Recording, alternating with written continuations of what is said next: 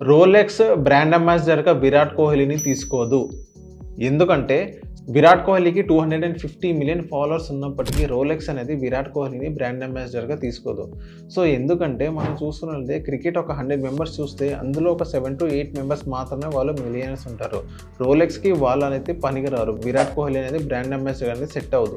So, ఇప్పుడు millionaires వాళ్ళందరూ favourite sport ఏదని వాళ్ళు క్వెషన్ చేసినట్లయితే వాళ్ళ ఫేవరెట్ స్పోర్ట్ అనేది టెన్నిస్ ఉంటది.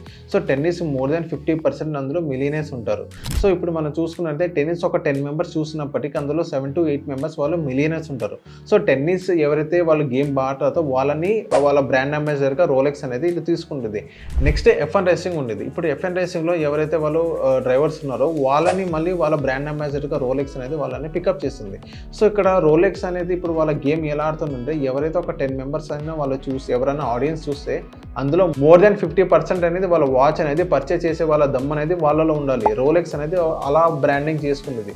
సో, అందుకని ఎప్పటికైనా కానీ రోలెక్స్ అనేది విరాట్ కోహ్లీని తన బ్రాండ్ అంబాసిడర్‌గా తీసుకోదు. ఎంత విరాట్ కోహ్లీ దగ్గర లగ్జరీ వాచెస్ ఉన్నా కానీ అందులో ఏమైనా కావాలంటే డిస్కౌంట్ ఇస్తుందిలే కానీ రోలెక్స్ అనేది విరాట్ కోహ్లీని బ్రాండ్ అంబాసిడర్‌గా తీసుకోదు. అండ్ నెక్స్ట్ రోల్స్ రాయ్స్ కనుక మనం చూసుకున్నైతే వాళ్ళ అడ్వర్టైజింగ్ అనేది ఒక ప్లేన్‌తో కంపేర్ చేస్తుంటుంది.